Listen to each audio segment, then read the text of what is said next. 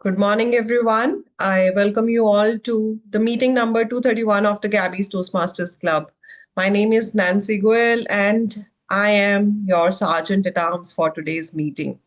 Well, as Sergeant at Arms, it's my duty to talk about a few guidelines, or rather, the ground rules for the meeting, for any of the Toastmasters meetings.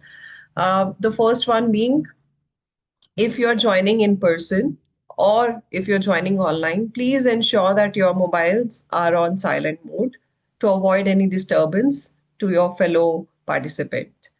May I request everyone to put your mobile phones on silent mode?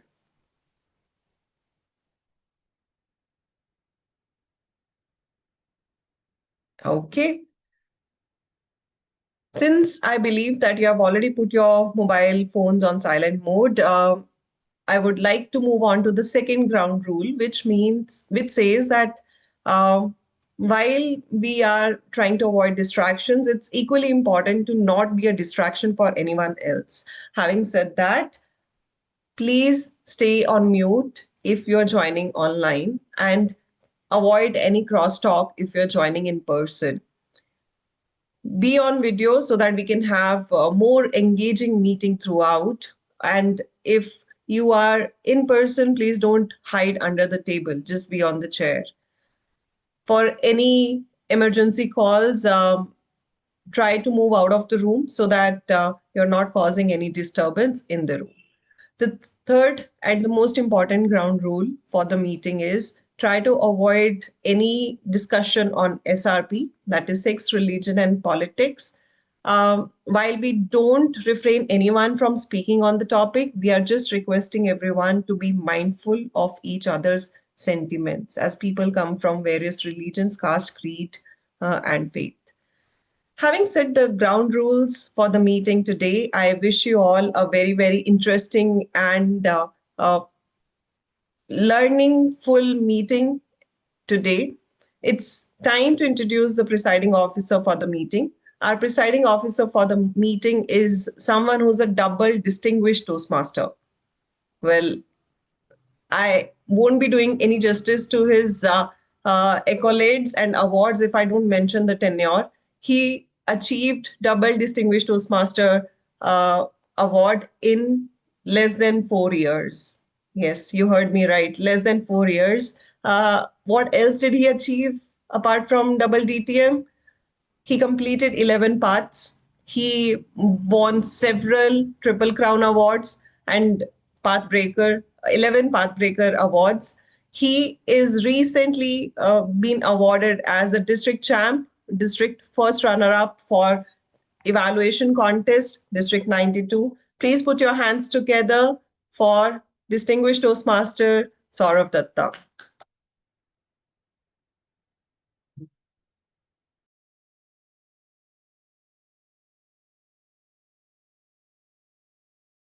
I hope I'm audible. Okay, thank you so much, Distinguished Toastmaster Nancy Goel. That was our Sergeant at Arms, Distinguished Toastmaster Nancy Goel. So we will start with our meeting right now. I hereby call the meeting to order. We have a couple of pretty interesting events today. One is that we will have an education session followed by a table topic marathon. And in the table topic marathon, again, we are going to have all the speakers evaluated by the table topic evaluator. So before we get started with the meeting, I have the pleasure of welcoming someone who has joined our club today. I mean, rejoined rather. He is, may I request Toastmaster Jayesh to please come on camera? If possible, Jayesh. Yeah, sure. Hi, Saurav. Hi, everyone. Hi. So that is Jayesh Sen for you. So Toastmaster Jayesh Sen is actually rejoining. So he is a reinstated member of the Gabbys. He was a member of the Gabbys and then he decided to take a little bit of a break because of some work commitments, and then now he's back again. I just realized when I was going through Jayesh's biography today that Jayesh and I are actually, we are students of the same university, of the same department. So I am. You are my senior, probably. Yeah, yeah. I am senior to Jayesh. I don't know, which year did you pass out? 2007. 2007. Yeah. So I am 5 years senior to you. So let rest of the introduction of Jayesh. I would let Jayesh do himself. Over to you, Jayesh, for a quick introduction. Hi, thanks, Saurav, for welcoming me back. This is Jayesh. Uh, what I do for living is transfer pricing, which is a part of international taxation. I don't want to bore you guys with that because even my parents don't know what I exactly do, and it's a long theory to explain. But apart from my job, in a pharma company where I manage their transfer pricing problem statement. Uh, I you know basically few 2 years back I shifted from Hyderabad to Bangalore, pretty good city, enjoying the weather. And what I love to do is basically nothing much. I have learned guitar, I can strum. But what I nowadays do, and I should talk about that, and that is scrolling through reels in Instagram and also on YouTube. And it's such a good habit of mine that when I open Netflix, I scroll through Netflix also without watching anything and trailers. So I thought of deleting all my social media apps, but that's the anxiety. I can't delete, then it would be a kind of an existential crisis for me. And I also love watching fearful things, like watching horror films, because I truly believe in ghosts. And also I watch TED Talks, because that's also a fearful thing for me, because I am really afraid of facing public. And public speaking is kind of a point of fear. Uh, so that's why I love TED Talk. I love watching TED Talks and also horror films.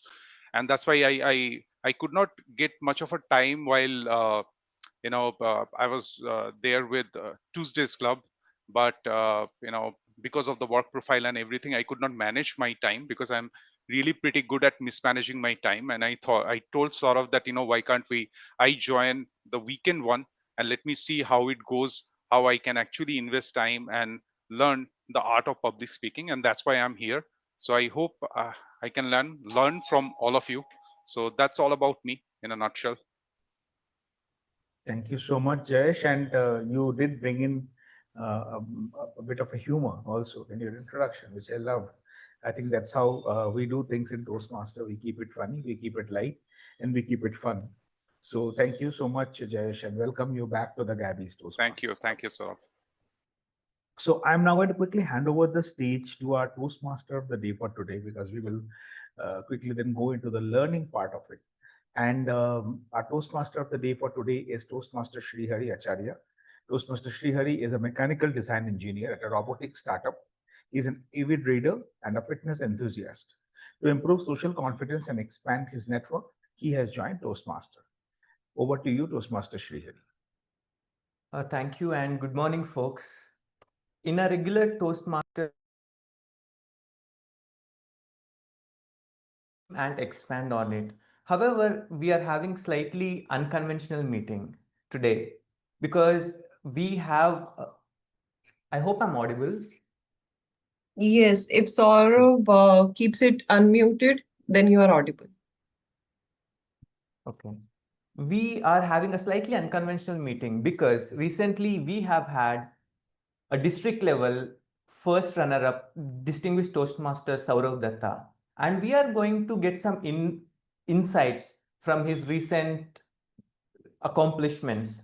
And that's why we are having an educational session followed by somewhat slightly again unconventional theme, that is tickled by humor, which will be a table topics master followed by the distinguished Toastmaster Nancy Goel. So let us begin our first educational session, that is distinguished Toastmaster Sourav Dutta. He is a winner of 2 Distinguished Toastmaster Awards and has completed 11 paths in Toastmaster pathways. He has been a President's Distinguished Division Director and Distinguished Area Director in the past.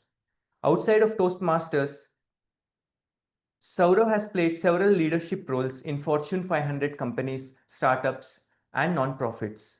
Currently, Sourav is building his own edutech startup, Practive, which he founded in June 2020. So, please help me in welcoming the distinguished Toastmaster Sourav Dutta. Thank you so much, Sreehari. You give your mic, if it, otherwise there will be static. I hope I'm audible, loud and clear. Yes. So, I hate slim attendance in a Toastmaster meeting. I love to see more people in a Toastmaster meeting, but I love slim attendance in a learning session because, as we all know, a number of people who are keen to learn, fortunately for those of us who are keen to learn, is always very small. So that makes it a smaller group of people that we need to compete with, who are serious about competition with us, right? So it's good that we don't have many people in a learning session, so the secrets will not go out. So basically, but here's the secret, that there is no secret. Whatever I'm going to tell you is something that you probably already know, but it is more like a, it's a reckoner, if you put it that way. And typical to any education session that I conduct, I don't have any slides, I don't have any PPTs. We are just going to have a conversation and learn from each other. Sreehari, if you're trying to show me the card by that green tint that's coming, that's not helping. So there is this one, you can just tell me. Okay, so we are going to get started with the evaluation, understanding the Toastmaster evaluation. So before we start the evaluation, this education, let me ask you a very simple question. When you're evaluating a speaker, right? When you're evaluating a speaker in a Toastmaster meeting, who are you presenting the evaluation for? When you're evaluating a speaker in a Toastmaster meeting, who are you actually presenting the evaluation to? So I won't say it's my opinion. I've heard this from some other top evaluator on his YouTube channel. So he said it's not for the speaker alone, but it's also for the other audiences as well. Okay. Anyone has any different opinion? Volume is a bit low. Okay. I was looking for an opinion on this. Now is it better?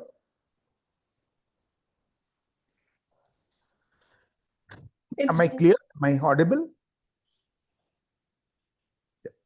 Okay. So anyone else? Any other opinion? So when It's you mostly for the speaker, since the speaker is the one who has just delivered the speech and he was anticipating your attention throughout. Okay. So Nancy says it is for the speaker, Anush says it is for the others. Anyone who is either on Nancy's side or on Anuj's side or somewhere in between? Well, it's threefold to my mind. One is for the speaker, definitely, because he has performed and he should know where he has gone wrong or right. And definitely for other participants, just to understand what they should make a note of it, that what to be done and what not to be done, and where they should be more careful. And also, when you are giving a feedback, it's important to note that how you are narrating that feedback to a person.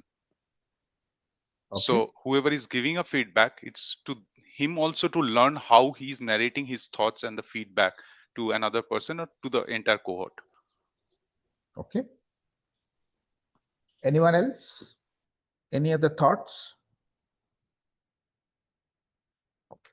So when a speaker is speaking in a Toastmaster meeting, how many people actually are evaluating the speaker? All of them, I guess. Exactly. All of them are evaluating the speaker. Because there is a designated evaluator, can I tell the rest of the audience you are not allowed to evaluate? I can't, right? Then what is the difference between the designated evaluator and the rest of us? He gets time to present, rest are not. We get a stage time to present our evaluation. The rest of the people in the audience don't get a chance to present their evaluation. But that does not mean that other people in the audience are not evaluating the speaker. So the first thing that we need to keep in mind is that this is not just an evaluation. It's an evaluation speech. When we the name of the contest that we have is an evaluation speech contest. What you do in a Toastmaster meeting is evaluation and feedback. Evaluation is one part of it. How are you giving the feedback is the other and equally important, or probably even more important part of it. Because evaluation we are all doing. Right? This feedback is on the speaker to the audience and also to the speaker. So this feedback is on the speaker to the audience and to the speaker. This feedback is not only for the speaker, neither is it that we don't need to even pay attention to the speaker, I don't care if he exists or not. So the first thing that we need to keep in mind is that the feedback has to be personal. At the same time, it should be relatable. Right? So the feedback should not be such that which only the speaker and I understand. The rest of the audience are like, okay, totally clueless. I don't know what's going on here. For example, I don't know if some of you would have been there when I was introducing Jayesh. So Jayesh and I are from the same university. We are passed out from the same department. Now, there are, I'm sure, a lot of insider jokes that we have from the, so for example, the campus is called the Katakol, that place, the name of the place, right? Now, if I tell Jayesh that, in this one, so Jayesh, your speech reminded me of Katakol. How many of you will even understand what I am saying? None of you. It is only something that Jayesh and I will understand. So the purpose of doing an evaluation speech is defeated here.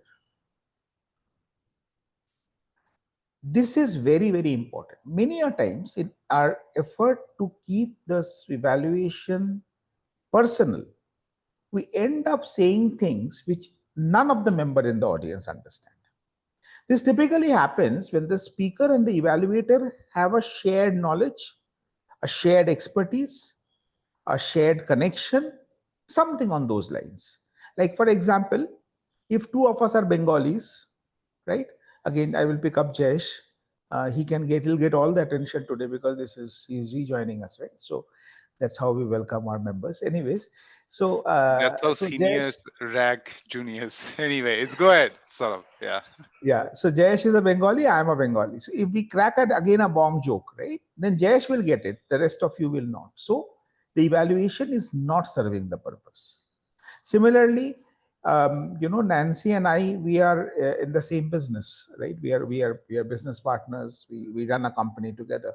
If there is an insider joke that I share with Nancy when I'm evaluating her, the rest of you don't get it. So it is not serving the purpose.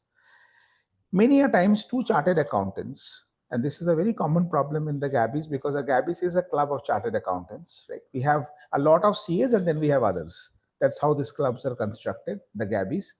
So right now also, if you see there's Sanjay Jain who's sitting here, I don't know the rest of you, but Sanjay for sure is a very accomplished chartered accountant.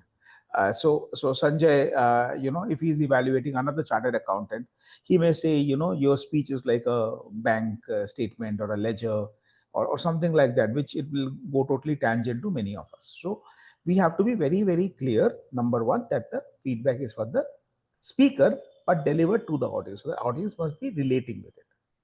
Now, one of the first things that you need to keep in mind when you're evaluating any speaker is, why is that person giving the speech?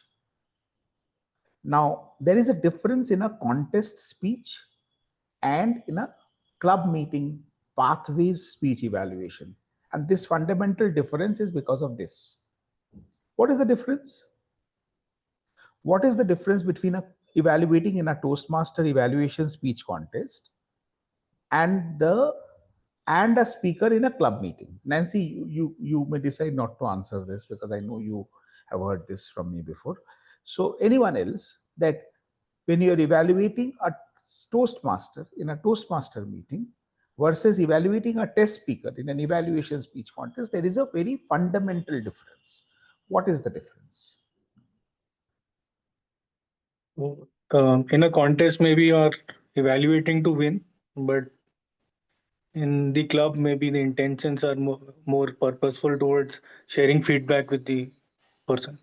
Okay, I I think that's exactly what we should not be doing. We should not ever evaluate to win. I think that is one of the most important things that I have learned. The moment you evaluate to win, you are definitely going to lose. Be very, very sure about it. There is nothing like evaluating to the ballot. It does not happen that way. That's why what happens is we feel that someone is going to definitely win and that person loses because that person was playing to the ballot. So we don't evaluate to win. So no, that is not the answer. What is the answer? Think of more options. What is the difference? Project guidelines, when we evaluate. Lovely, lovely. See, in a Toastmaster club meeting, when you are evaluating a speaker, the speaker or the Toastmaster of the day or someone is reading out the project guidelines. So you know, even before you start evaluating the speaker, what is the objective of the speech? This person is trying to give a funny speech. This person is trying to give an inspirational speech. This person is trying to give an informative speech. That objective is very clear. Correct? In a test speech, in an evaluation speech contest, you do not know the objective beforehand. In a test speech, the objective is not declared beforehand. Then how will you get to understand the objective? I would want someone else to answer this apart from Anuj or Nancy or anyone who has answered before. If the, or Sanjay, not Sanjay, anyone else like Priya, Mita, I see someone called TM Tuku, Harry, Durga, Mohan, any of you, if the objective is not being declared by the speaker beforehand, how do you understand the objective of the speech? I would say probably by focusing on what they are focusing, or it could be a more general like feedback that they're giving. No, I I've not reached the point of giving feedback. I'm saying, hmm. how do I figure out what is the objective of the speech when the objective has not been stated? Like your project guidelines are stated in a Toastmaster meeting, right? That this is a level 3 project 1 and the speaker is attempting to connect with storytelling, blah, blah, blah, and so on. But in a contest, it is not said. So how will you know what is the speaker's speech objective? Based on speech site title, Okay. speech title. Durga, you want to add something to that? The main focus. I think. I'm sorry, I don't know. No, it's okay. It's okay. There's nothing to be sorry.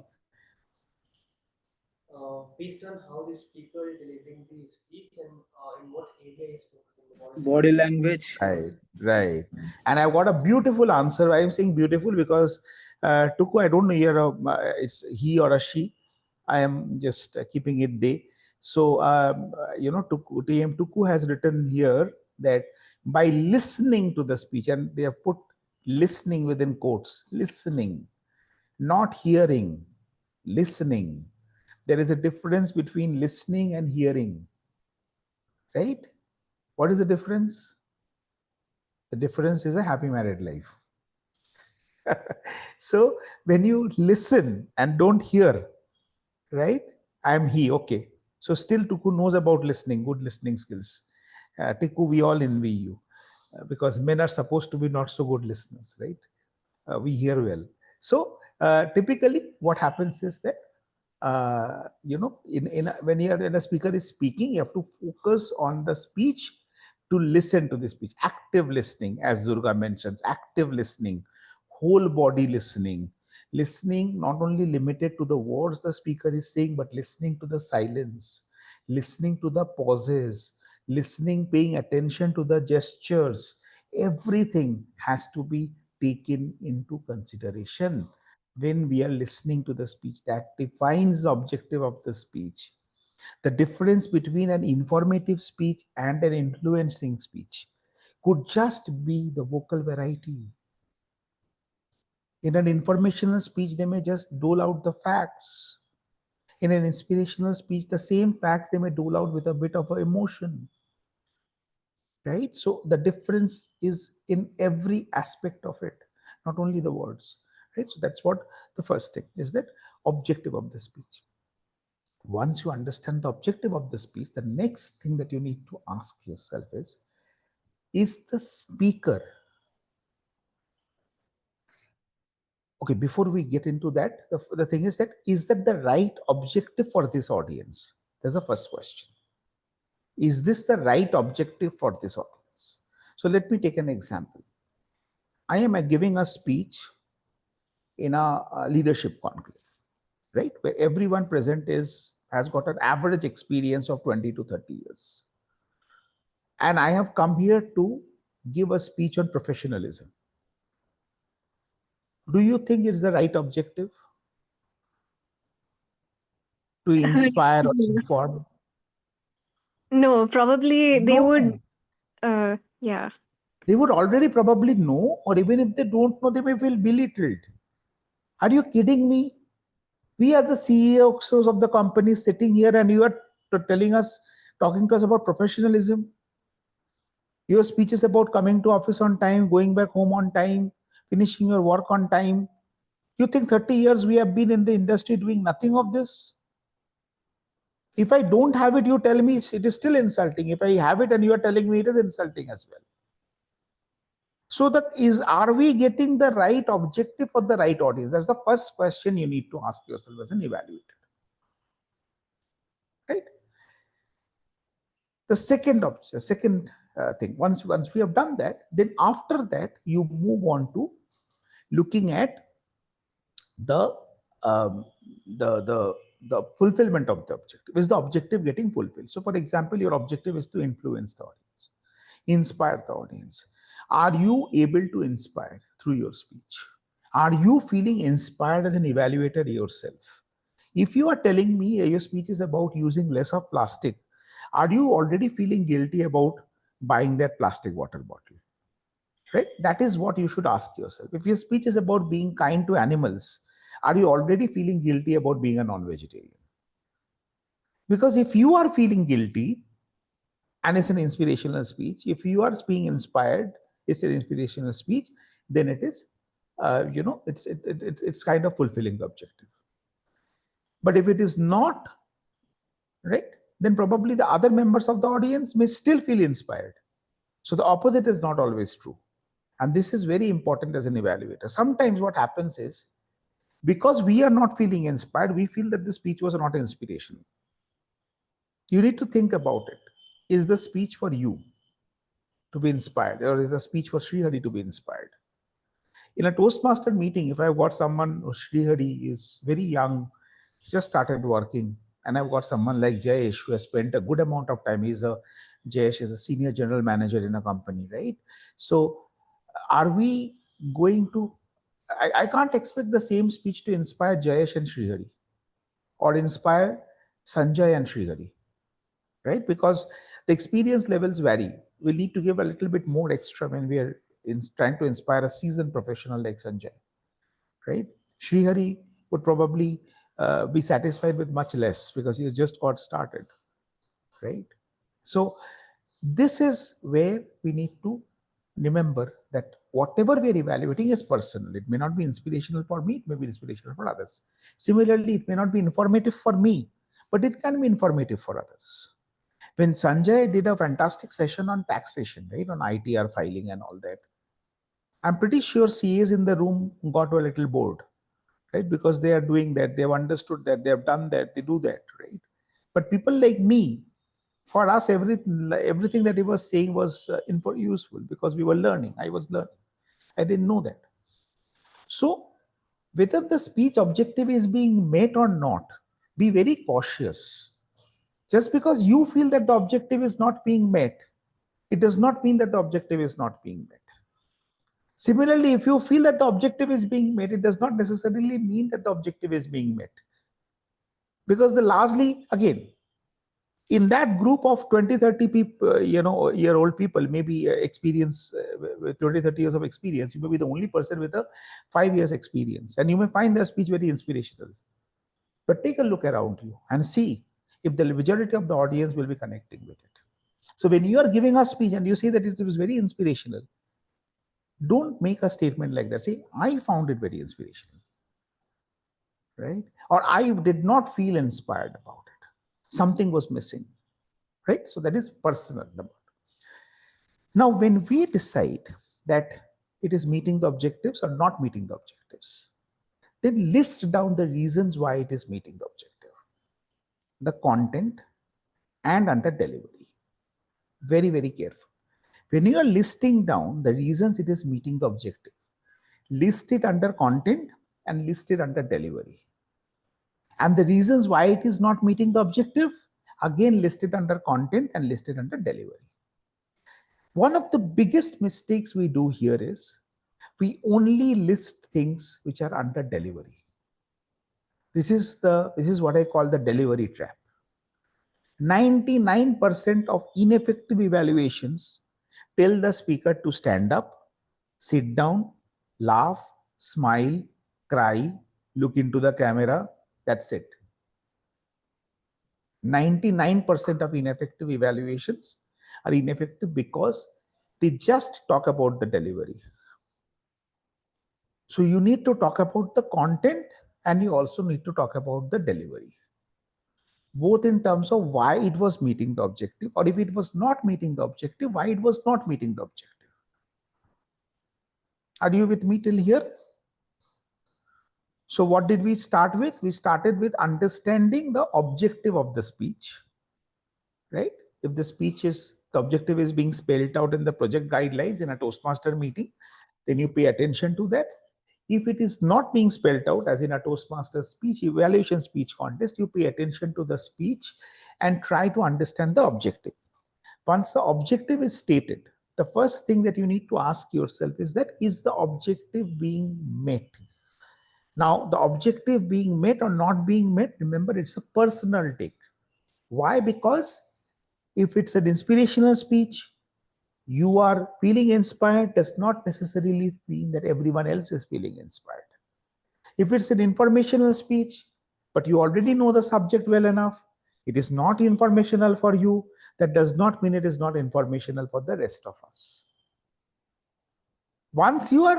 So whether it's meeting the objective or not meeting the objective, it is a personal thing. You have to be very, very clear. According to me, this was an absolutely inspirational speech. According to me, this speech was extremely informational. That is according to me, right? It's very important. Now, when you are saying the objective is being met or not being met, that we need to list the reasons under content and delivery. Don't focus only on content. Don't focus only on delivery, because that is where the problem happens. Remember, delivery is easy to identify. And that is why it is obvious. If I'm giving a speech like this, 99% of evaluators will tell me that put the camera angle right. Right? That is what we call the obvious trap. You are telling something which all of us mostly know, or the speaker already knows. Maybe there is some reason why the speaker is not able to do something. Maybe the laptop camera is broken, or the screen is broken, or something has gone wrong,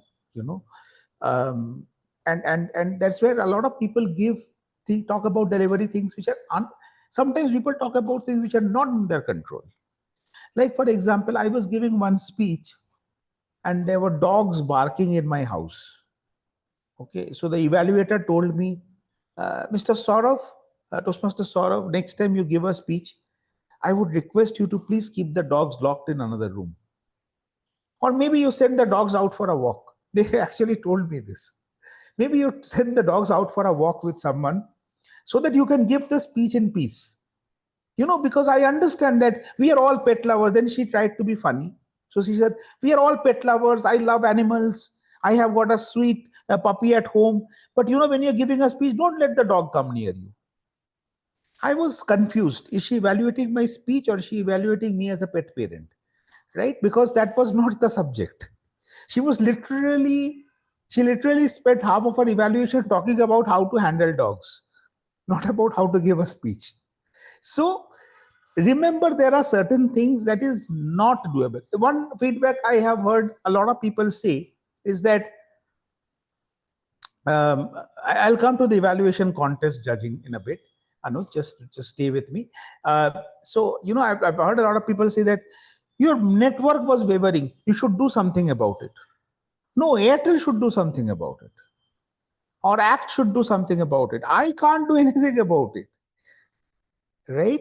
Or when you were speaking, your lights went off. Maybe try to have a power backup.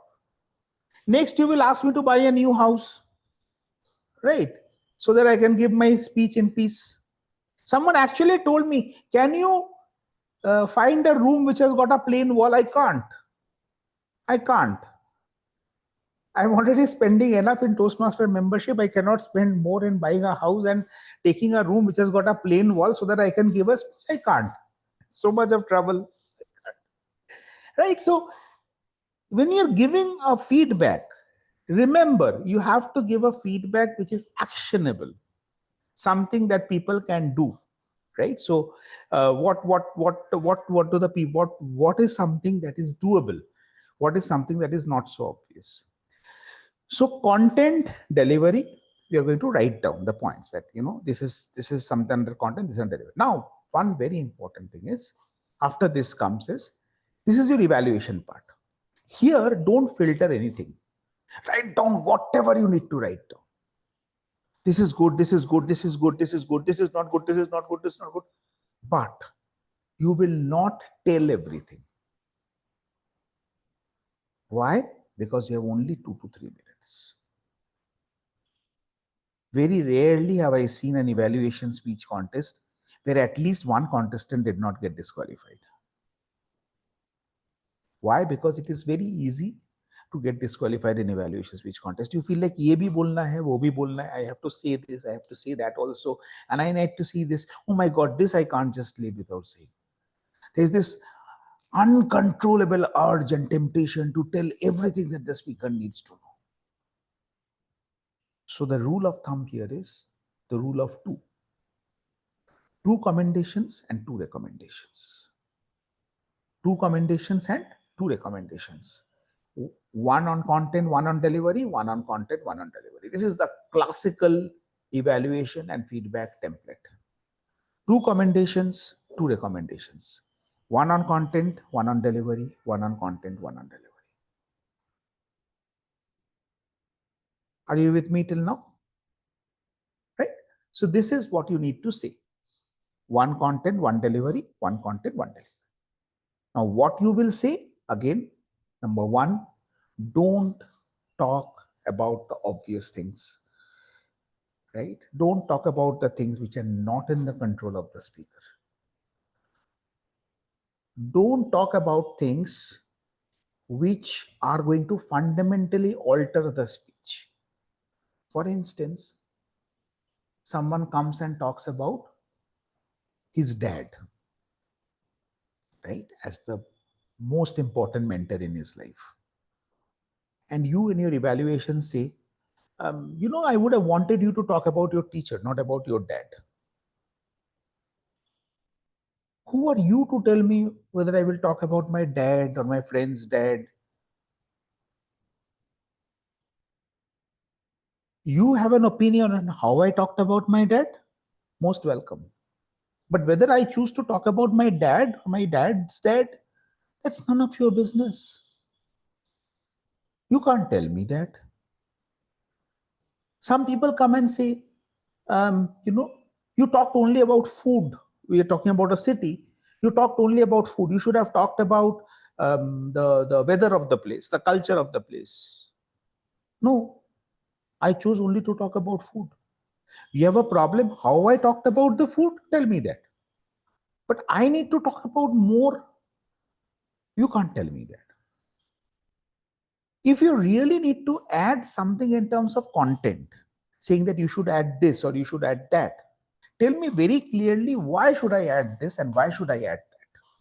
And tell me how should I add this and how should I add that? If my speech is already at 7 minutes and you are telling me to add one more chapter of my life, which will take 3 minutes, you are essentially telling me how to disqualify myself. So tell me, if I have to add this, then what should I remove? right? You can say that Toastmaster Saurav, when you were talking about the changes you brought to your life, you talked about the things that worked for you. I would have loved one example of something that did not work for you. I know you were touching 7 minutes and you're wondering that, how can I enter this into my speech? So this is what you could have done. When you were building up your story about how you found your first job, I felt you spent a little bit more time on that than necessary. Maybe you could have spent less time on how did you find your first job and more on what did you learn from your first job, because that was the essence of your speech. Your speech was not about finding your first job, it about the learnings from your first job.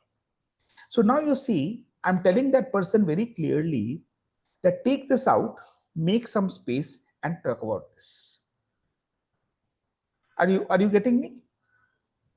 Are you with me? Are you understanding where I'm coming from? That it has to be practical. Someone is touching 7 minutes, you're telling that person to add 2 more minutes of content. It is not practical. So when we are talking about evaluation and feedback, it is very easy for us to go and tell the speaker to do all those things that we would love the speaker to do. But remember, we are different. For example, some people go and say, add humor. How do you know that I can add humor? Maybe humor doesn't come to me at all, right? And that is where a lot of speakers get daunted also. When I was delivering my initial speeches, people think that I just say this for the sake of humor, but I don't. I know at least 20 of my first 30, 35 speeches, people told me, Saurav, smile, Saurav, smile, Saurav, smile. As if me not smiling is the biggest problem on earth at this point of time. And I got so frustrated. Once I said it's a manufacturing defect. I am living with it. You have to live with it. I can't do much about it. One evaluator in one speech where I was actually talking about the death of my dog said that I know you were sad, but at least when you were talking about she jumping on your lap, you should have smiled. Seriously? Right? So you need to understand that certain things are not doable by certain people. And if it is not doable, respect that. How would you know what is doable? By what that person has already done. If I'm already using humor, it is safe for you to say that I could have added a little bit of a joke there. Like for instance, you can always say that you had some very good jokes, sort of, but those jokes came in the first 2 minutes of your speech. The rest 5 minutes, it was a bit drab. So if you could have added a couple of more fun punchlines towards the end of your speech as well, that would have been awesome. Clear? So these are some of the things that we need to keep in mind. Now I will tell you which are the areas which you need to look at when you are evaluating a speech in a contest. And this will bring Anuj to the judging part. So in a contest, remember, you have got only 5 minutes to write your speech. That looks like a lot of time, but trust me, the entire environment is such that 2 minutes of that 5 minutes disappear just like that. You don't even know where it went, just putting your thoughts together and all that. So the first thing that you need to look at is conflict. Every speech has a conflict. What is a conflict? Conflict does not necessarily mean a bad thing. It does not mean a war. It does not mean a fight, literally. Conflict means there has to be some reason why you are giving this speech. You found a good job, you felt inspired, that's a conflict, which is giving the speech. You did not find a good job and you feel demotivated, but then yet you tried to keep yourself together, and that's a conflict, and that's why you're giving this speech. So what is the conflict? The first recommendation has to be related to the conflict. What is the conflict that the speaker is talking about? What do you need to look at this? Number one, is the conflict big enough? If the conflict big enough for you to give a speech on that particular topic. I was coming into this room and I did not notice that the room is on the right hand side, and I walked past this room. That is not a big enough conflict, if I'm putting it this way. Some people have the ability to even make a small conflict look like a big conflict. If the speech is like that, perfect. Otherwise, it may not be a big enough conflict for you to give a speech on. Second, are there multiple conflicts in the speech? One mistake that we do is we tell multiple stories. This also happened, then this also happened, then this also happened. So multiple conflicts is a reason why speech messages get diluted. The same message, if you're telling 3 different conflicts, it gets diluted. The third, are there 2 conflicts which are contradicting each other? That sometimes create a problem in the speech, where one story and the second story are not in sync, and one of it is contributing to the message, other is opposing the message, are the conflicts in conflict themselves. So these are some of the things that you need to look at. So once you understand the conflict, what is the difference between conflict and objective? Yeah, very good. So the conflict is the incident, Durga. It's the incident. Like, for example, if my speech is about, so I gave a speech last year in the contest. My speech was about I am sorry, where I said that you should apologize in time. Don't wait, don't take a chance. Someone near and dear one may not be able to accept it. If you have done something wrong, apologize then and there. That was my speech about. So the objective was to inspire people to go and apologize. What was the conflict? The conflict was the death of a friend who committed suicide because his wife did not apologize in time. He was humiliated unknowingly by his wife, and he decided to end his life. That was the conflict. This year, Nancy gave a speech in the division contest where she talked about a bike accident where she was going up the road on her bike, and the bike fell. And when the bike fell, she was about to die. Along with the bike, she was about to go down to the valley. Fortunately, the bike went down, but she survived. And her speech was about that don't fret over small things in life, that increment, that heartbreak, because as long as you're alive, you stand a chance. So what's our objective? To inspire us not to get bothered by small things. What's the conflict? That bike accident.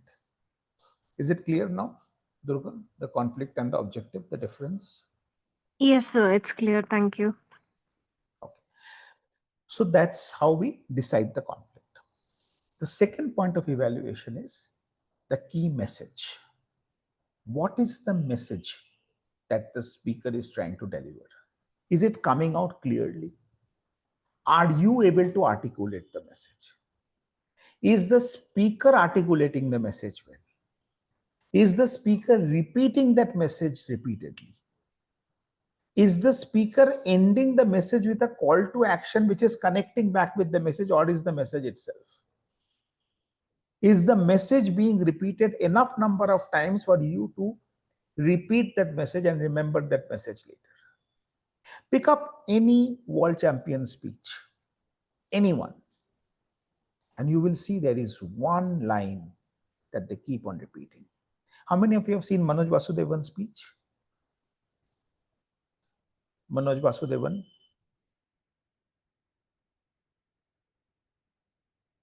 His line was, pull less, bend more.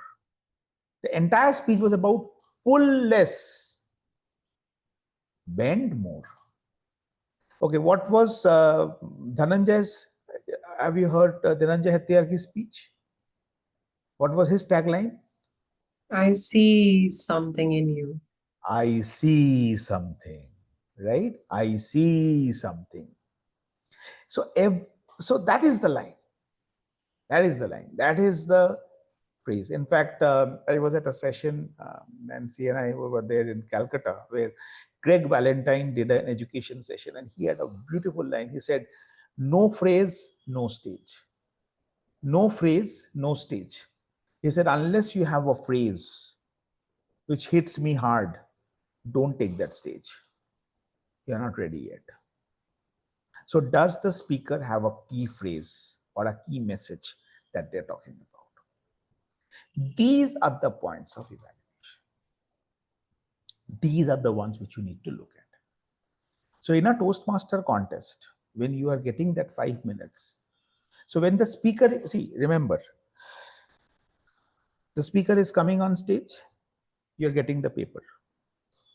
Once the speaker takes the stage, I want you to, if you possible, take notes what I'm saying now. What are you going to write in that white sheet? Number one, the name of the speaker. Many cases we make is we don't write the name of the speaker. And if the speaker's name is not very conventional, like for example, you are from North India, the speaker is from South India, right? You may end up telling the wrong name, and what nothing could be worse than you giving the wrong name of the speaker. Some evaluators try to be smart and give a nickname. Doesn't work, right? I mean, many seasoned judges can see through it. So it's Subramaniam, it's not Subbu, right? So you don't change it. You're no childhood friend here, right? So the speaker's name, very careful. Number two, the speech title, right? The speech title in many cases could be one of the points of evaluation. This year in the evaluation speech contest, when I was the 9th evaluator. So before me, 8 evaluators had already spoken, and I knew that I have the risk of repeating some of the points that they've already mentioned. So my feedback was therefore on the title. I thought that there is a slight chance that nobody would have talked about the title. So I gave a recommendation on the title. The speech title was very wrong, I said. So that is the second thing that you need to write. Third thing you need to write is time taken. Time taken. Many a times the recommendation or commendation can come because of the time taken. If the speaker has wrapped up the speech in 6 minutes, and your recommendation is that they should have had a call to action at the end, then you can say, you still had 1 more minute to go, Toastmaster Sourav. I would have loved it if you would have added a call to action. Right? That makes it very pertinent. After that, you write things, make a box, C, D, right? 2 here. Under the C, write all content related good things and delivery related good things. Content related not so good things, delivery related not so good things. Right? Just write everything there. Don't filter anything. You don't know which one you will need later. And write a couple of things. Number one, opening line. What was the speaker's opening line? Number two, closing line. How did the speaker conclude? And number three, phrase. What is that master phrase that the speaker used in the speech? Like for example, I see something. Right? So these are the things that you write when the speaker is giving the speech. After the speaker has done catchphrase, thank you, Durga, nice word, yeah, catchphrase. So after the speaker has done giving the speech, then you get 5 minutes of time to write your evaluation, right? That is the time when you should write down the commendations and recommendations. As I said, out of all the C and D that you have listed in good, and pick up 2, 1 from C, 1 from D, which is one of the solid commendations that you can think of. Similarly, for recommendation, C, 1C, 1D. Now, when you are, so this is about the evaluation. Now, when you are structuring the speech, remember, it's a speech. Just like any speech, there has to be an opening and a body and a conclusion. Opening. Never start an evaluation speech with good morning, good evening, toastmasters. No. Just like your speech has to have a very solid opening, your evaluation speech also has to have a very solid opening. How many times have you waited to hear a speech that would touch you here? Toastmasters. This was that speech. So, something which catches the audience's attention has to be given at the first line. It is never a good idea to start with a salutation. Just like in table topics, the same applies for evaluation speech contest or for any contest for that matter. After that, go to the, I use the coins structure. C, context setting. That what is the connection you had with the speech? Why did you feel connected with this speech? Last year, one gentleman talked about his son not telling them and giving and going to another US city. And he got to see in the news that there was some firing or bombing that had happened there and he was shit scared. So I started off saying something like this, that, sir, as the father of a daughter, your speech gave me goosebumps. Right? Because that's the connection. The moment you see the connection, the speaker is more welcoming of your feedback. And the audience can also see where you're coming from. There will be an element of sincerity in your evaluation. Next comes O, objective. What was the objective? Narrate the objective. Your speech, sir, was about being mindful as a parent. Discipline is important, but where do we draw the line? I hear you, and I'll remember what you said. Why? Because you told it with so much of sincerity. Now you're going into, so C done, O done. Now I, impact, the impact you made on me, the positive way. So these are the commendations. Why? Because you said it with a lot of sincerity. You gave me details, you made it credible. I believed everything you said because you went into the specifics. In fact, I Googled and saw that yes, that year, that month in Ohio, there was a mass firing incident. Right? So you are telling the speaker that, you know, I am with you. I believe you're giving specific reasons. Then comes N. N means next steps, which means recommendations. What are things that you can do to get better? So this is the recommendation part, 1C, 1T. Then comes S. Most of the evaluators forget to do this. S means summary. In summary, 2-3 things people do. One, they either don't summarize. If they're contesting, that's a 0 out of 15 on the ballot sheet. Second, they do something in terms of a summary, is they're themselves not convinced. Because someone would have told them that you don't do summary, you'll get 0 out of 15. So they are doing a hush-hush summary and just getting off with it. 3, they add points in the summary which they did not mention in the evaluation before. Then it is not a summary. Right? If you did not talk about body language in your evaluation, in your recommendation or your commendation, and you're talking about body language in your summary, then it is not a summary. So these are the things that people make a mistake when it comes to summary. But your evaluation speech should not end with a summary. It should end with a conclusion.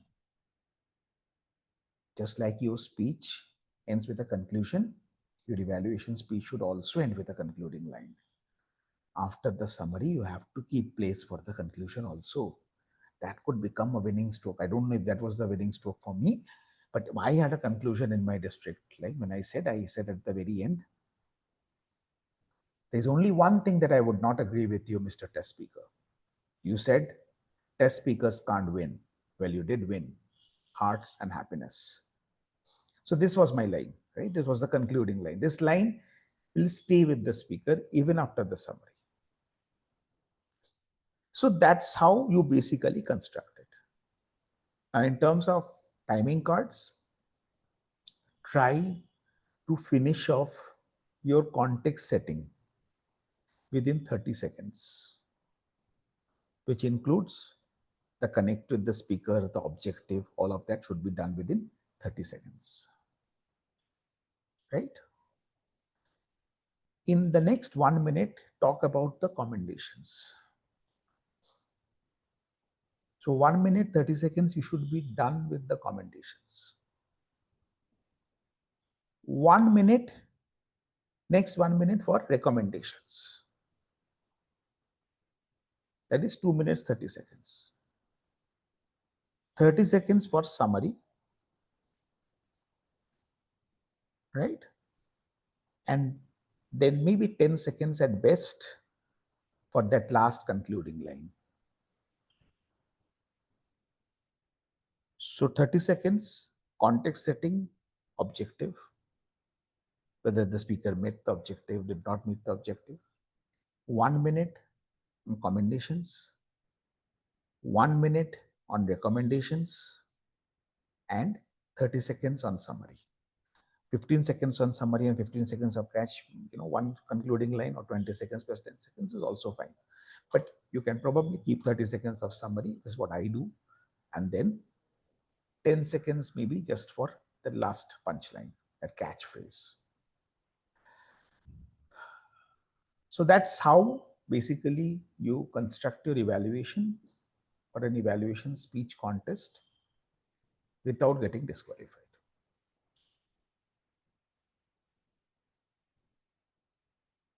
Conclusion is the closing line. Something that stays with the speaker.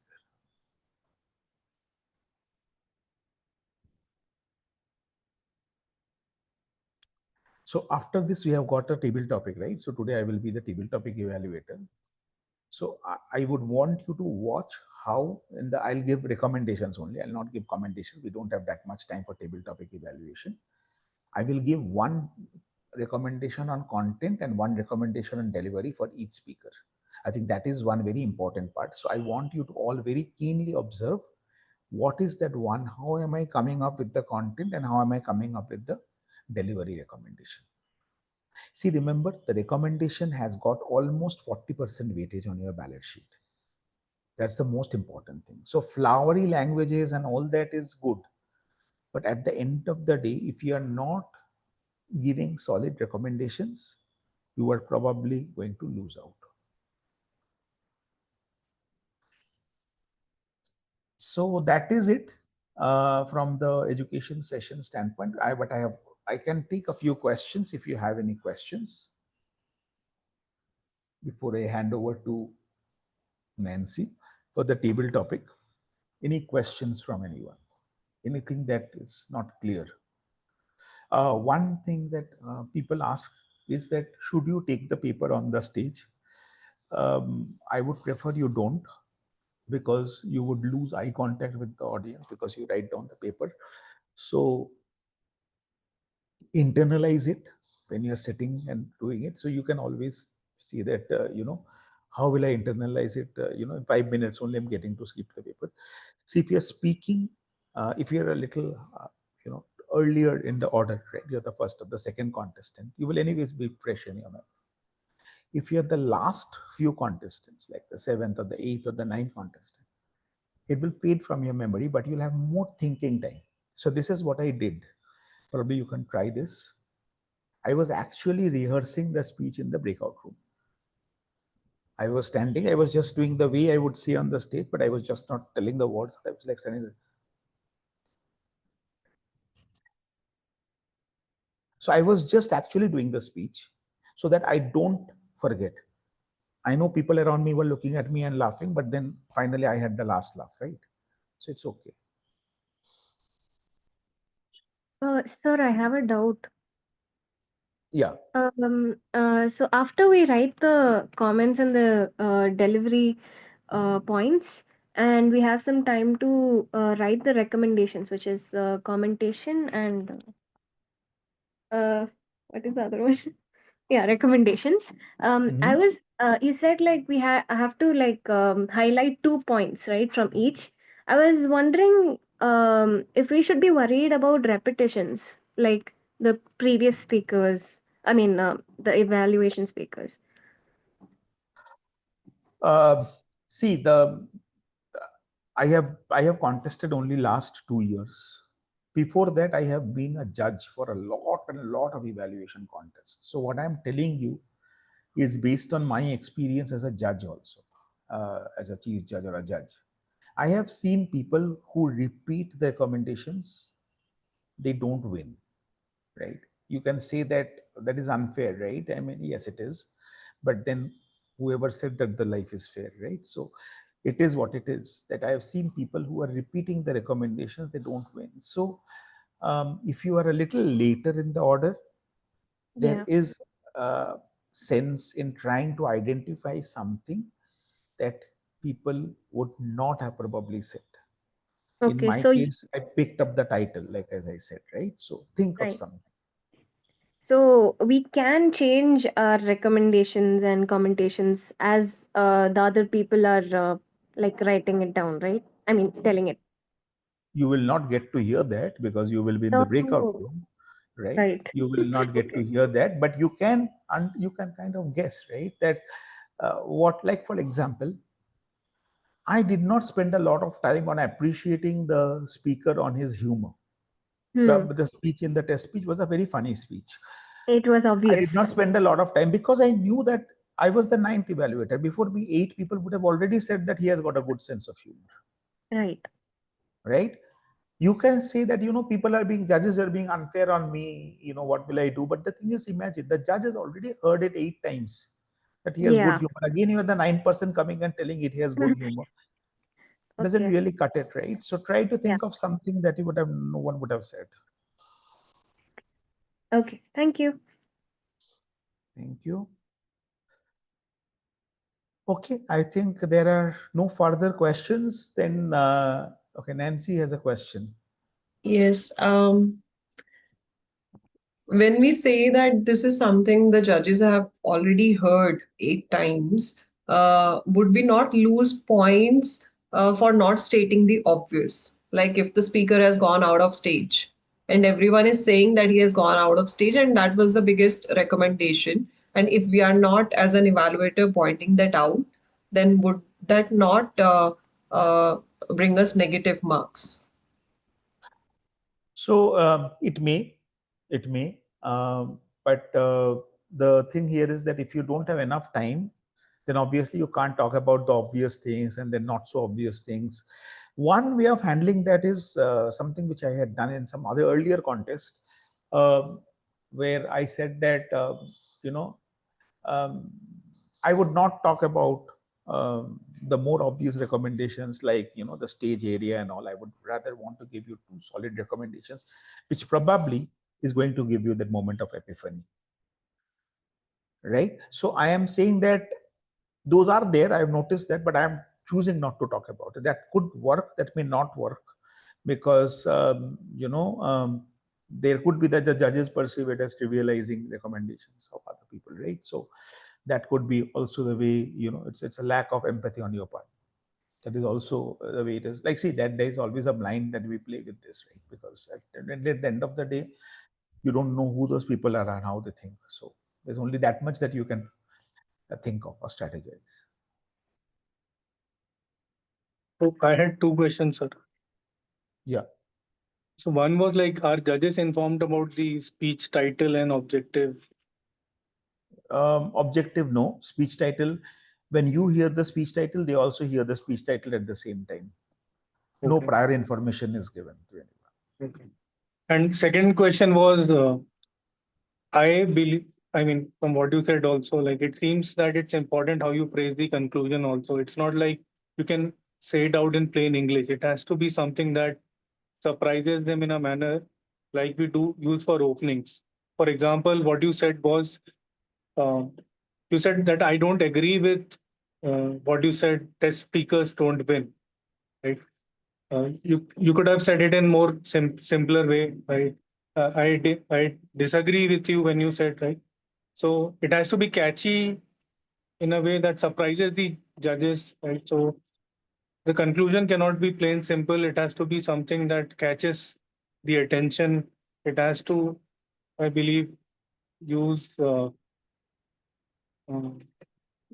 Yes, it has to different. be. It has to be catchy. It has to be something impactful, because, as they say, the last always has a lasting effect, right? So, the what you say last has a lasting effect. So it has to be there. It definitely has to be there. Remember, evaluation speech is also a speech. It is not an evaluation contest. It's an evaluation speech contest. Every time you forget this, you stand chance to lose that. Because a lot Thank you. of people say that, I did a fantastic evaluation. You did, absolutely you did, but just that you did not do any fantastic speech. Thank Those are you. two different things. Okay, so that's it. I hope there is no other questions that we left unanswered. If it is there, please feel free to drop me a message here, or over WhatsApp, and we will take it up.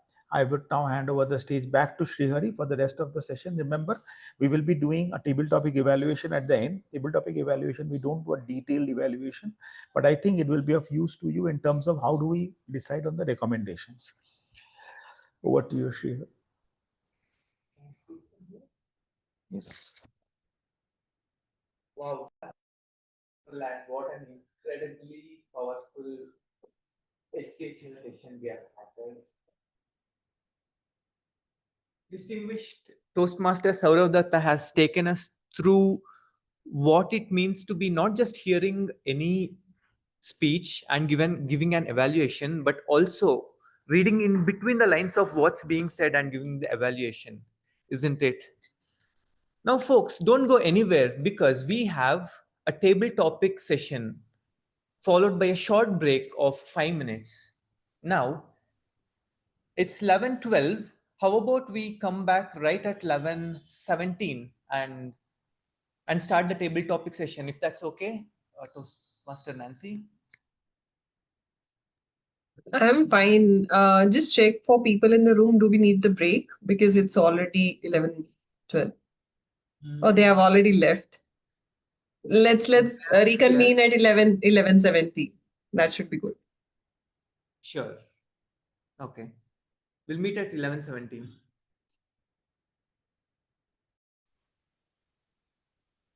Welcome back. Now we will begin with the table topics marathon.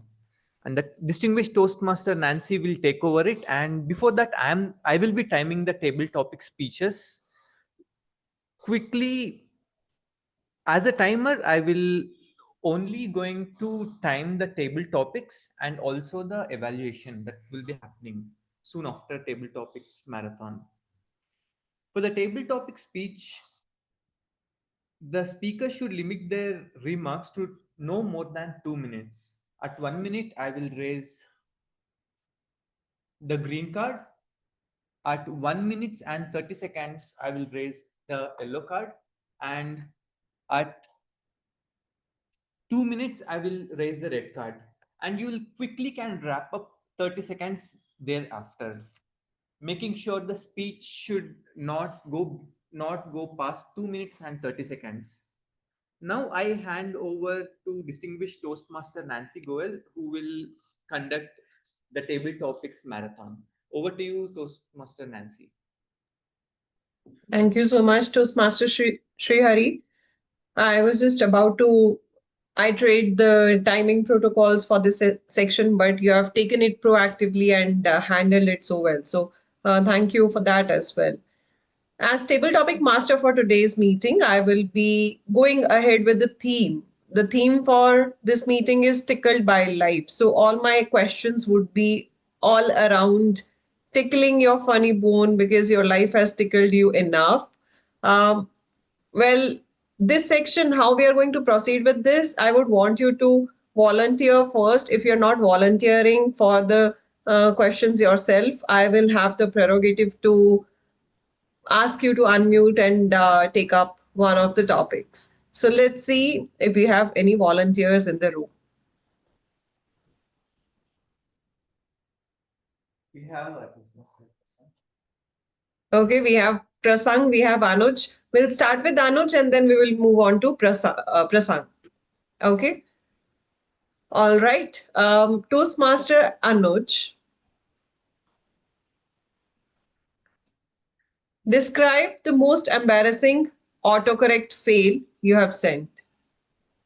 Describe the most embarrassing autocorrect fail you have sent. Toastmaster Anuj. What did you say after autocorrect? Autocorrect fail. Fail. Fail you have sent. Okay.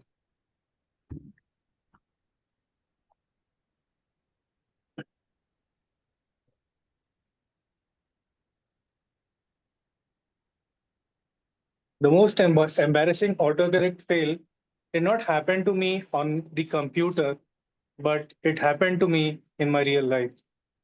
Because our brain is also a computer. How many of you agree?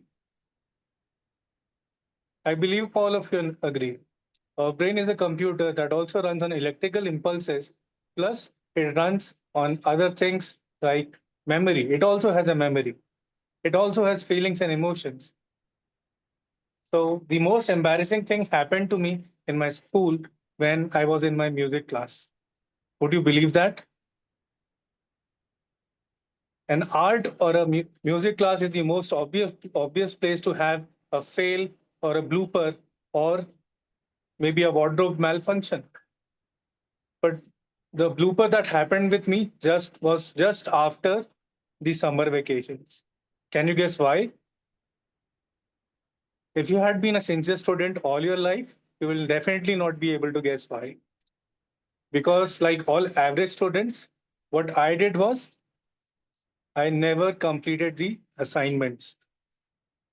So when I turned up for the music class after the vacations, the music teacher asked the obvious question: have you completed the assignment of learning one song?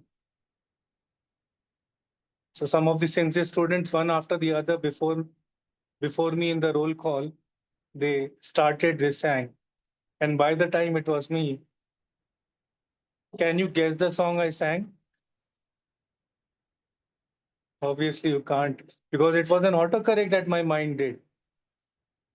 And the autocorrect was हम भारत की बेटी हैं, हम भारत की बेटी हैं. Because at that time, that was the only song that used to play on Doordarshan. And all the time I had spent seeing on TV. That's what my mind did to me. It did the autocorrect for me. So if you think autocorrect is a new thing, no, it is not. It's been there all the time with us. Over to you, Toastmaster Nancy. Thank you, Toastmaster Anuj. Well, while you were developing your speech, I could very well see that you have taken the topic in a figurative sense, and this twist in the end was not expected at all. That was beautiful. Thank you so much. When I think of autocorrect, I generally look at the Hindi to English, English to Hindi things that keep on happening in autocorrect. Once I have asked a friend that is something in Hindi, "Are yaar, bata de," and autocorrect made it bra dena, bra de. So that was very, very embarrassing for me. Nevertheless, can I have my second volunteer, Toastmaster Prasang? Do you have the mic? Let's have a quick audio video check. Am I audible? Today is a good day, Prasang. 1, 2, 3. Yeah, am I audible? Yes, yes. Okay. All right. Toastmaster Prasang.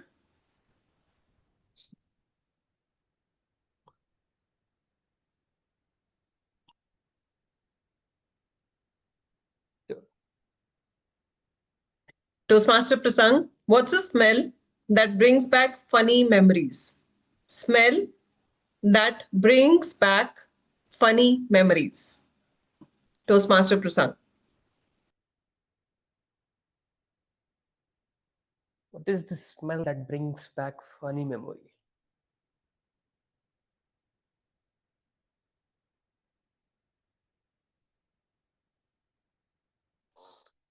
So, talking about the smell, first thing, I'm not good at smelling things. Distinguish the different kind of smells, but yeah, like uh, there's a lot of kind of different kind of smells come from the perfumes we buy, right? So I think there was once a time I went to this mall with my friends, right?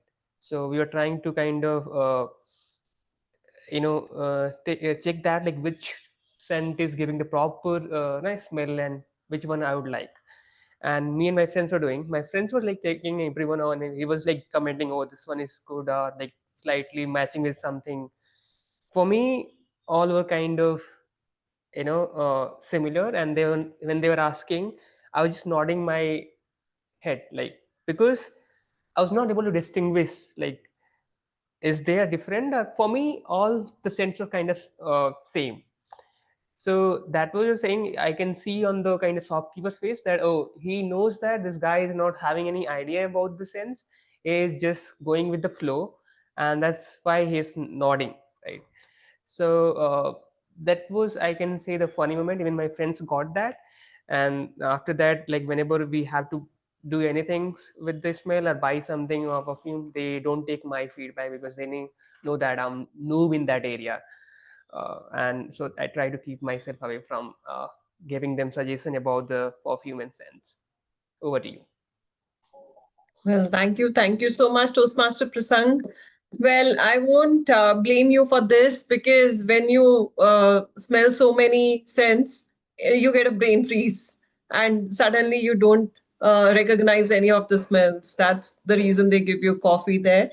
I do get a lot of incidents in my head that brought in funny memories. Let's not talk about farts, but something that's to do with spices.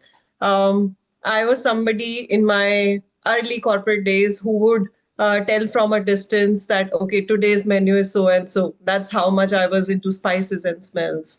Um, but thank you so much for bringing those memories back for all of us. Well, do I have my next volunteer?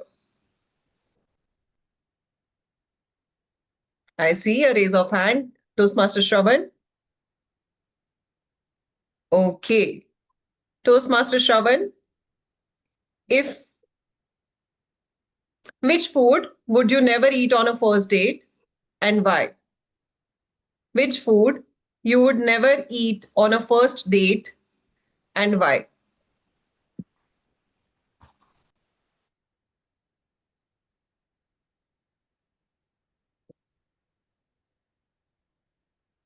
Whether it's a first date or multiple dates, I don't like to eat non-vegetarian food because a person who is in love should be in love with everything around.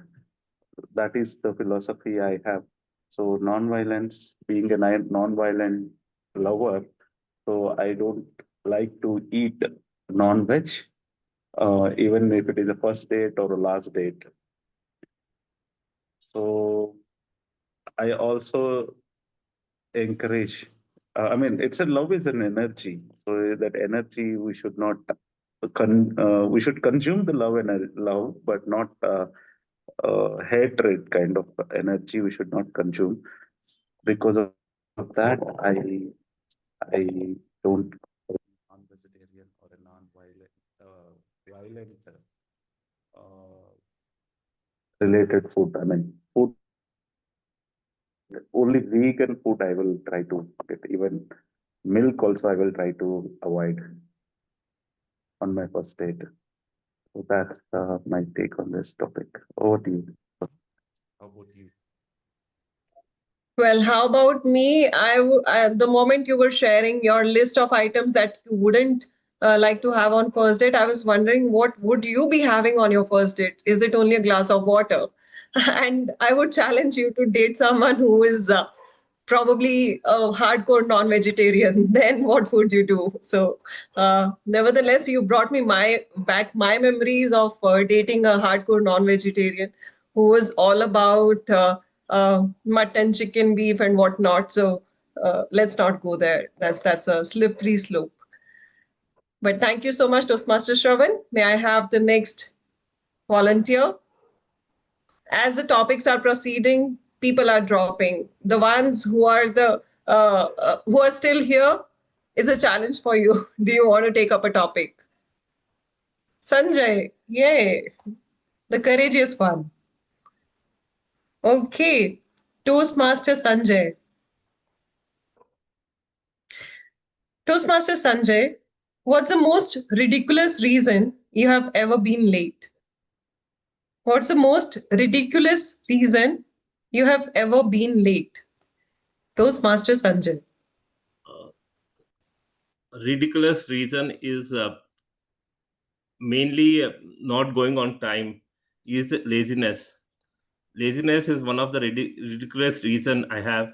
Sometimes I feel that I become too lazy, and that reason makes me not to go on time. And the major reason is when I am not motivated to attend something which does not make me uh, to go, but there is a compulsion. For example, if you want to go into a family function, and if you are not willing to go there for some reason, then you pretend something and you go late to that occasion, despite your presence is required, uh, but you're not willing to go there. That that reasons comes out as the situation arises. So it depends on the person and the circumstances, which I think drive me towards making it. And one of the reason is that I become sometimes lazy. That is the major reason. Yeah. So thank you. So, first thing first, when it comes to family functions, whether lazy or not, nobody likes to go to a family function. I I can see most of the audience, they were nodding to the fact that okay, no family function. But now I know Toastmaster Sanjay, why don't you come to Gabby's meetings in person? You have been the most honest person here in the meeting. Thank you so much. May I have the next volunteer, please?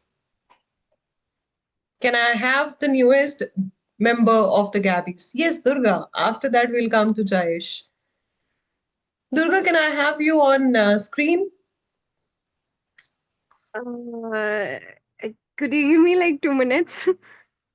Okay, please take your 2 minutes. We'll come back to you after the next topic. In the meanwhile, please arrange your camera for the topic. Toastmaster Jayesh, are you around? Yes, I'm around, but I exactly don't know the format. But yeah, go ahead. The format is It's speak, a great speak, way and to speak. rag, by the way. Yeah. Yeah, tell me. Okay. Toastmaster Jayesh, what's the silliest thing you believed as a kid? What's the silliest thing you believed as a kid? Toastmaster Jayesh. Yeah. So my childhood days, like it's back in 80s, right? And that point of time, uh, people, not everybody used to have televisions in their home. So my father bought a new television, which was a color television, and back then they used to, uh, telecast Mahabharata or Ramayana, and we are all watching. I was so excited to first time watch the entire Vanar Sena fighting for Ram, and fighting all the senas of Ravanas and everything. And I was so glued to that, the entire story. I thought, why it's kind of a 1 hour of show, and why can't it stretch? And I see the entire fight scene, and in between the fight scene, there's the show ends, and we had to wait back then for 1 week again on a Sunday morning to again switch on and see the rest of the thing. And I was so in love with the Vanar Sena. I thought as a child that they come to your television through those wires from antenna, and they perform the show and go back. So I ran towards that. I tapped those cords so that they don't run away, and they put up a show for me, a private show. Very silly thing. I told my girlfriend back then and now my wife, and we still laugh at it. So back then it was a theory for me that they come, they climb the antenna, they come, they perform personally for you, and then they go back following the same path. So I used to tap them hard so that they don't escape. So that was kind of a silly belief I had. I didn't know how a television or all this transmission works. Wow, wow, amazing, amazing. When you were talking about those monkeys and the Vanar Sena, I used to believe that they speak your language. And when I first time encountered a monkey in a hill station, I was wondering why is he not understanding what I'm saying, right? So thank you again for sharing this interesting story. Tapping the wire so that the monkeys don't run away. That's the funniest I've heard in today's table topic session. Thank you for your speech. Can we come back to Durga?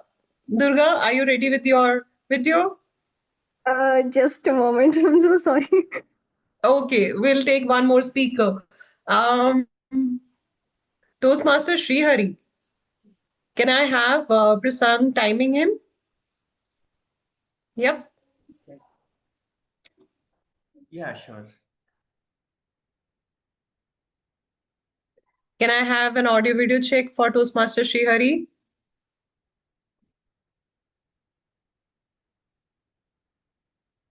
Am I audible? Yes, you're audible and visible. Toastmaster Sreehari, what would your inner child say about your current job? What would your inner child say about your current job? Toastmaster Sreehari.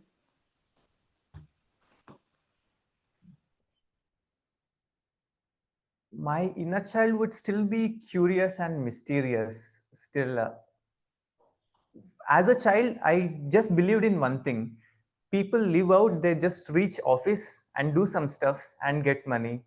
And I don't know what's happening, what's been happening underneath the hood, how the society operates. So my naivete child would still believe, okay, this guy is going out, does something, and comes back. The way my cats would see me now. I've also heard the cats or any animals, the way they see their parents or the pet parents is that they go out, hunt food, and they just come back. That's the way my naivete child would believe. This guy goes out, does something, whatever that is, and comes back. Um, comes back with the resources or whatever, and yeah, that would be about it. Thank you. Thank you so much, Toastmaster Srihari. You reminded me of my cats looking at me when I come back home with a face that wears the food. They start screaming back at you that there's no mouse in your hand. Why are you even back home? Go back, go back. All right. So thank you. We have Durga on screen now. Durga, your Toastmaster. With a pretty smile, she has already noted, saying that, oh, don't I look like a Toastmaster? I'm sitting here on a Saturday morning. Toastmaster Durga, here's your topic. You find a genie, but it only grants inconvenient wishes. You find a genie, but it only grants inconvenient wishes. Go, Toastmaster Durga.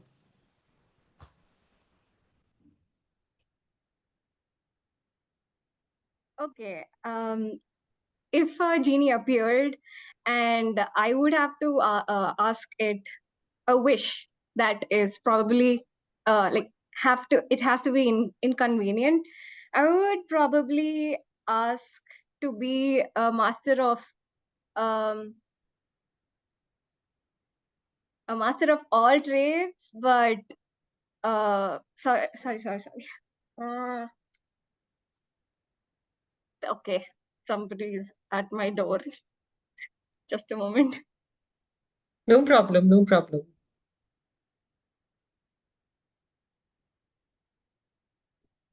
We'll wait for her to be back. A few seconds, somebody at her door.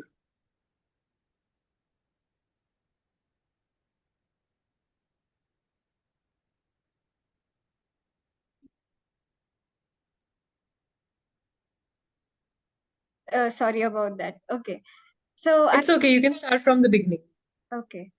I would probably ask the genie to make me jack of all trades but a master of none, because it's kind of inconvenient when you think about it, like why not a master of all trades.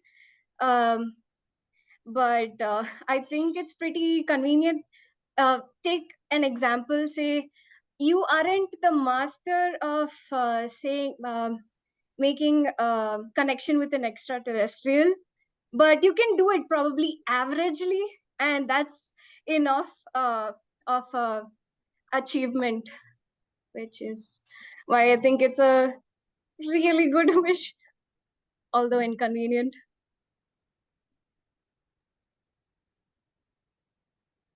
Okay, is there anything else you would like that genie to do for you? No. All right, that's pretty much it. Yeah. Thank you so much, Toastmaster Durga, and it's lovely to see you on camera. I don't know why you were hiding behind black screen so far. Well, if I had such a genie, I would ask all the inconvenient wishes for my relatives or extended family, ensuring that those wishes get fulfilled. That's how wicked or evil I can get at times. Thank you. I have two more speakers. Toastmaster Meeta, are you around? Toastmaster Harry? Yes, Meeta ma'am. Can you quickly be on camera? I'm here, but not, throat is not, I'm not keeping it. Shall we do a written speech for you? Or you want to attempt an oral one? Oral only, I'll manage. Thanks. Okay, you can speak slowly. We will understand.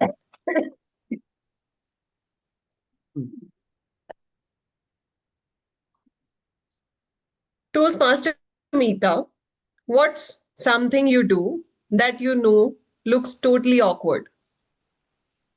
What's something you do that you know looks totally awkward? Toastmaster Meeta.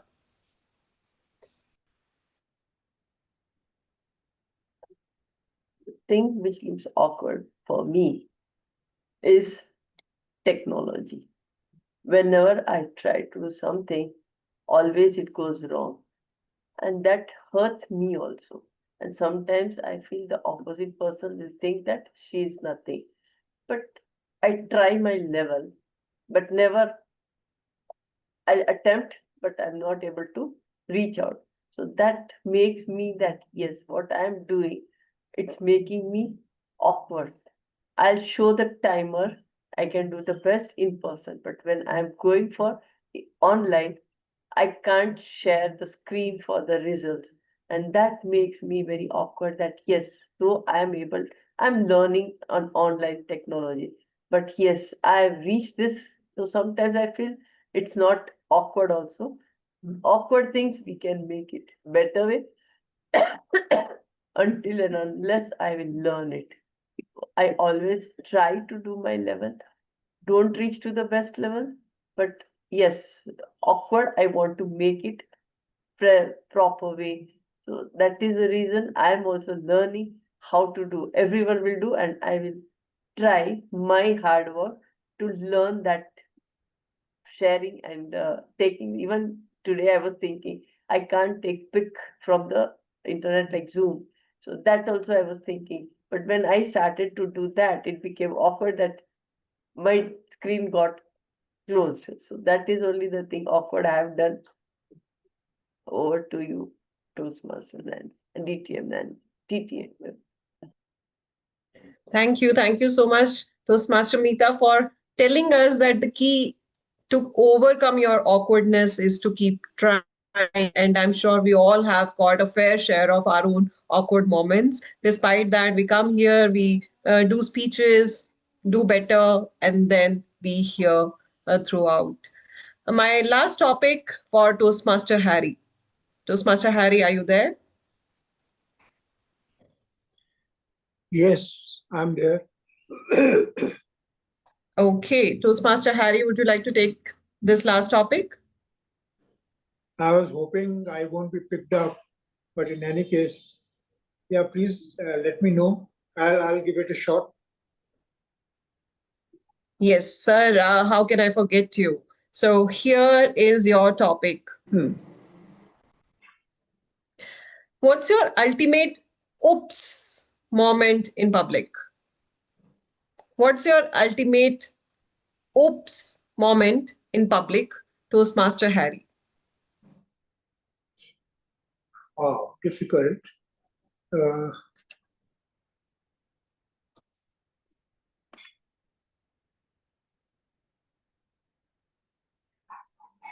When I attend Toastmasters Club meetings and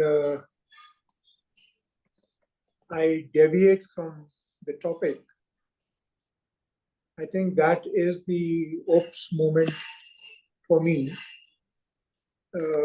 I remind myself that I am not on the right path. So I come back and then maybe again get into another track. And I say, oh, oops, well, let me come back. So that probably is the moment for me. Thank you for the opportunity. Thank you. Thank you so much, Toastmaster Harry.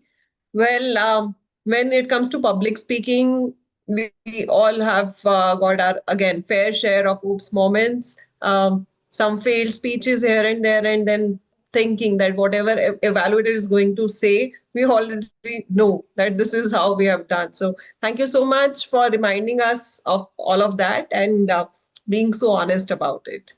Well, this was the table topic section. I see a lovely face on camera who has just delivered a huge educational session. Can I have a topic for him?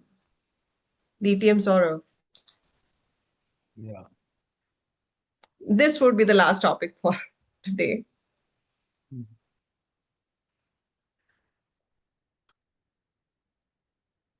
DTM Sourav, you accidentally join a clown school. What happens next? You accidentally join a clown school. What happens next? DTM Sourav. What do you think can happen if I end up in being in a clown school? Simple. There would no one be left in that school after that. Because with someone with this kind of a serious face who can't laugh, who can only smirk, if that kind of a person walks into a room of people who are always easy on humor, that's exactly the kind of reaction that you can expect. You would say that, why would I say that? Because that's the reaction that I got the first time I went for a humorous speech contest in Toastmaster. It was on the occasion of Halloween, and there was something around humorous speech where we had to be scary and funny at the same time. I was scary, yes, and I was funny, no. But when I landed in that contest, everyone was giving me weird look. What is Joker doing here? Looks like he just had one kill before he came here. If looks could kill, that's the kind of looks that I have and I give to people who laugh for nothing, who can laugh generously, because that's one thing that I'm in serious short supply. So if I were to ever go to a clown school, I'm pretty sure that those clowns would forget how to make good comedy, because this is tragedy sitting right in front of them. trying to do comedy in front of me. Thank you. Back to you, Khan. Table topic master. Thank you. Thank you, DTM Saurav. We expect nothing less from you. All the wordplay from comedy, tragedy to whatnot. With this, I close my table topic session as a table topic evaluator and hand it over back to our Toastmaster of the day, Toastmaster Sreehari. Thank you so much for participating, everyone. Thank you so much, distinguished Toastmaster Nancy Goel, for having involved everyone in the meeting room for the Table Topics Marathon. I will continue my role as a timer for the upcoming evaluation session that will be conducted by distinguished Toastmaster Sourav Dutta. Let me quickly go through the timing that is allotted for the evaluation. Please correct me if I'm correct here. It's okay. We'll wrap it up in another 5 minutes or so. Okay. Now I hand over back to the distinguished Toastmaster Sourav Dutta to evaluate our Table Topics Marathon. So the first speaker was Anuj. Anuj, I would request if you guys can all come on camera, because it'll be easier for me to understand if I'm striking a chord with the evaluation. Yeah, thanks, Anuj. So Anuj's topic was the most embarrassing autocorrect fail, right? So Anuj, as I said, for any of the evaluations, I would only stick to recommendations. I would not talk about the commendation. Please understand there are a lot of good things that you would have done, but because of paucity of time, we will only do 2 recommendations, one on content, one on delivery.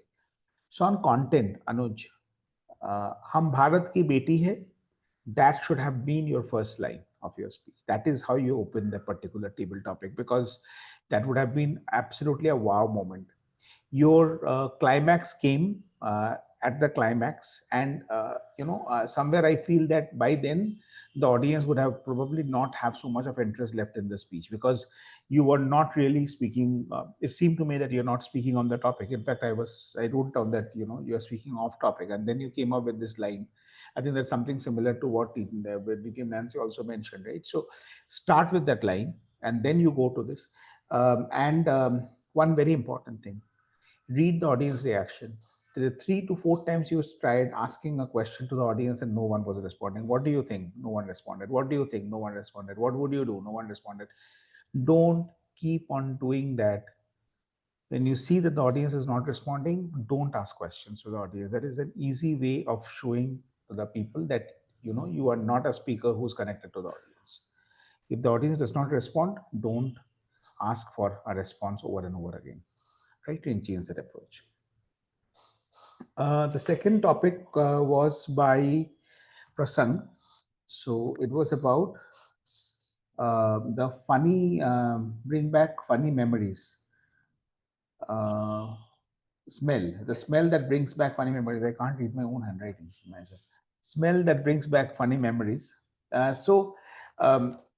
You had a conflict, a very clear conflict, right? That is a good part of your speech was about the conflict, which is good. How do you convert a conflict to a story?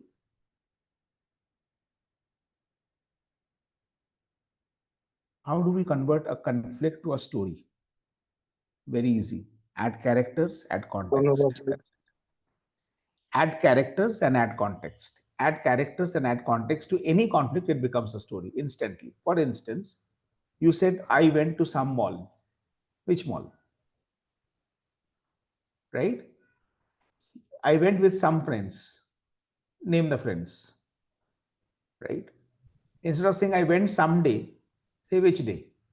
Maybe the day is totally wrong, right?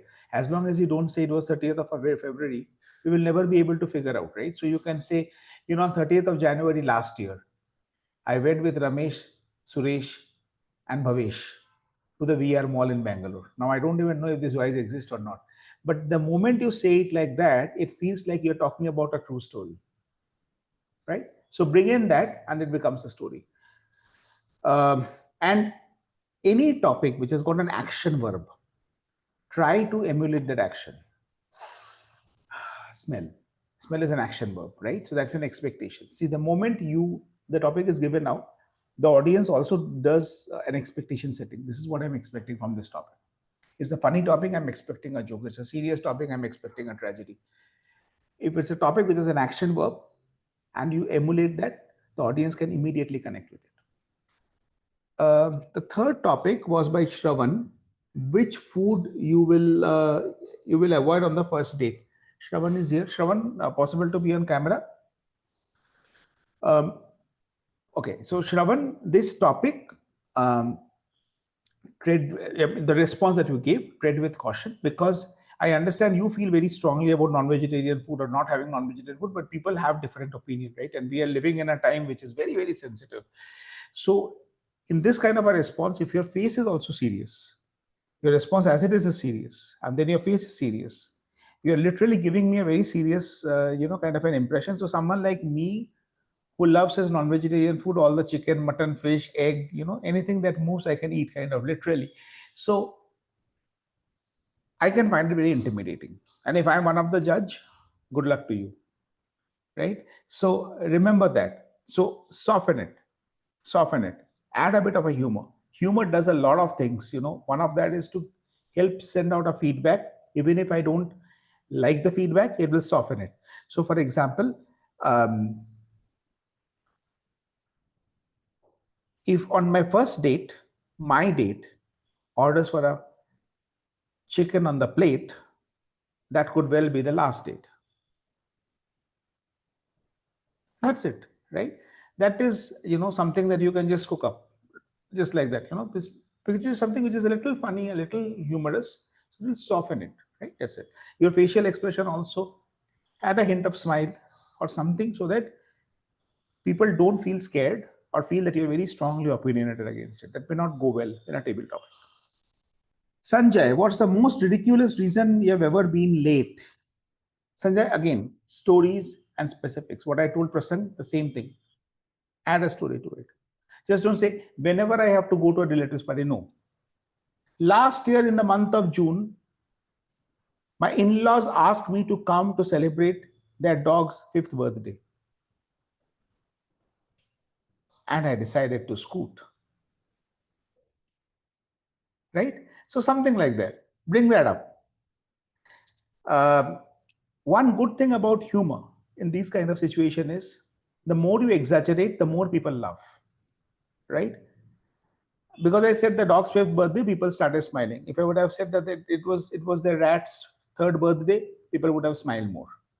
Right? So you exaggerate and you bring in that laughter. That's it. And then after the rest of that will be very easy. Another way of adding story or a little bit of a life to a speech, sometimes we struggle to add a life, is add a dialogue. I was sitting and having a nice cup of coffee when suddenly I got a phone call. Sanjay beta, सुनो हमारा doggy का ना 5th birthday है. Are you going to come and join us for the birthday party? Right? So that dialogue itself will ease a lot of pressure from you. And remember, this will also help you spend some time. Because one of the pressure in table topic is, when do I see the green card, right? So the moment you bring in a dialogue, you see you'll take in more time because of the action, the pause and all of that. So try to add a dialogue, Sanjay, to your table topics. Things will become much easier for you. Next was Jayesh. What is the silliest thing you believe? This one. Jayesh, I said that I will not say good things about what we have done, but one, because this is your first meeting, welcome back. So maybe as a welcome gift, I must say that this is one of the funniest stories that I've heard. Genuinely funny stories, right? After a long time, it was kind of bringing back this one. The thing here is built up, right? Don't directly go into it. So like, how many of you have watched Ramayana on TV? Waited Sunday morning, 9 a.m. for those monkeys to come onto your screen. I too have waited for that. And every time they would leave at 10 a.m., I would be very sad and wait, because I know they've not gone anywhere. They're just hanging by that wire. They will again come back on that wire. Yes, that's what I used to believe in. So build that built up. That built up is not there, right? And maybe because it is a monkey, right? Make a face or something like that to give it that kind of a funny image that will not come naturally to you, because this is slapstick comedy and slapstick comedy is difficult to do. So it may take a little bit of time, but be a little ambitious in trying to try that, because that can, help you go notches up in comedy very easily, slapstick. Next comes Sreehari. What would your inner child tell about your current job? So again, expectation setting. The moment I'm hearing the word child, what am I expecting? A childlike voice, right? Sreehari, Sreehari, why do you do this job? Something like this I'm expecting, right? If you cannot do that, if that's too much of for you to come with the theatrics, at least be careful in your choice of words. When you say words like curious and mysterious, no child uses those words, right? Try to use simple words, words that a child would say. My daughter would not be able to even pronounce these words, and you're saying curious and mysterious, right? So that's the thing. And add a bit of a life to your speech. Again, add characters, add context, your speech will get life. Add a dialogue, your speech will get life. It's very easy. Durga, your topic was you found a genie, but it only grants incorrect wishes, right? Durga, what is the incorrect wish? I'm still waiting for that answer. I thought it was inconvenient wish, so that's inconvenient wish. So what is the inconvenient wish? That you're not a master of all trades and you're just an average Joe at the wish you're making or at everything. Yes. See, it is so difficult, no, for you to explain. Yeah. Then imagine how difficult it is for us to understand. One thing that we do is when we get nervous in table topic, we complicate it. And we say things which we would have now. I think right now you probably would have thought of 5 different things you could have said, right? And one of those simple things is what you had to say at that point of time. So one tip I'll give you in table topics, first of all, think for the first 10 seconds. And then people say the first story that comes to your mind. I will say, don't say the first story. Say the second story that comes to your mind. Again, listen to me. When before you start the table topic, think for 5 to 10 seconds. Think of 2 stories. The first story is the natural instinct, which you will feel like saying. The problem with that story is that will not take you past the green card. Think of the second story. The second story is the more thought of story, right? So tell the second story. Okay. And in terms of delivery, I'm not commenting because your delivery was not there strong because you were struggling with the topic. So you were, I could clearly see the struggle on your face. That's why I'll just not comment on the delivery. Someone, yeah, Shravan. Okay. One more topic. Shravan, you said at the end that, what do you think contest master, right? Or what do you think table topic master? I think this particular line, avoid it now. I think it's become very cliched. 9 out of 10 table topic speakers say that. What do you think table topic master? There was one point of time when this line was new and we were liking it. I think now it's become so cliched. Anyone says that, it's very irritating. Right. So don't use that line. I forgot to mention that. A lot of us use it. So it's not you alone, but I wanted to. What is it something you do that you are keen, that is totally awkward, that is totally awkward? Meeta ma'am, this was your topic. Meeta ma'am, very beautiful, authentic answer. I was really thinking, what are you going to talk about? Maybe you'll fake something, but, genuine as you are, the topic that you said is exactly the problem that you face. Why don't you illustrate that with an example? Built up again. Why did you directly go into it? Meeta, can you transfer 2,000 rupees on UPI? Meeta, can you change the timer cards? Meeta, can you send an email? Oh my God, no, Meeta cannot do all of that. Meeta doesn't understand technology. The most awkward moment for me, Toastmaster, is to fiddle with gadgets, change my screen. Things which are very easy and normal for you is not normal for me. Yes, people like us still exist in 2025, right? So something on those lines, that would have been the build-up that I would have loved to see.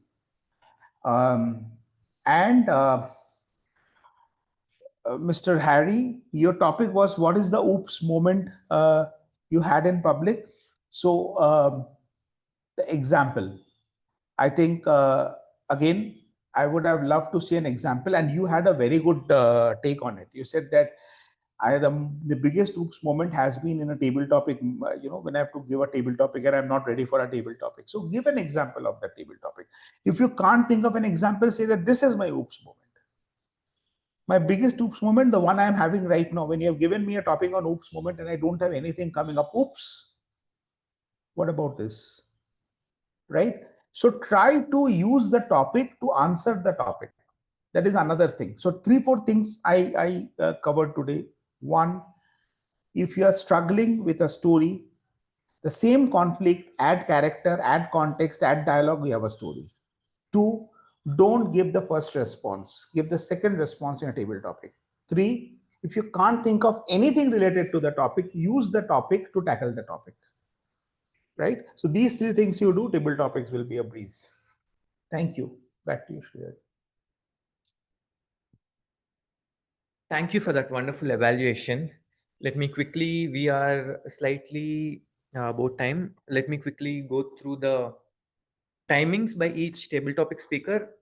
Toastmaster Anuj, 2 minutes 15 seconds. Prasang, 1 minute 47 seconds. Shravan, 1 minute 15 seconds. Sanjay, 1 minute 12 seconds. Sreehari, 1 minute 8 seconds. Jayesh, 1 minute 52 seconds. Meeta, 1 minute 38 seconds. Sourav, 1 minute 25 seconds. All are qualified.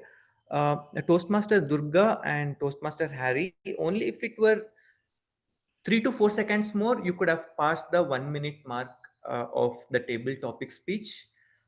The way I did, which was just barely above 1 minute. And yeah, we are good to go. And I hand over the baton over to the presiding officer for today's meeting, distinguished Toastmaster Sourav Dutta.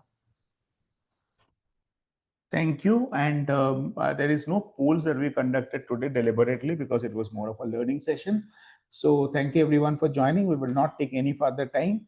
Thank you for joining and being a part of the learning. And with this, I adjourn this meeting of the Gabbys Toastmasters Club. Thank you. Bye-bye. Thank you. Bye-bye. Bye.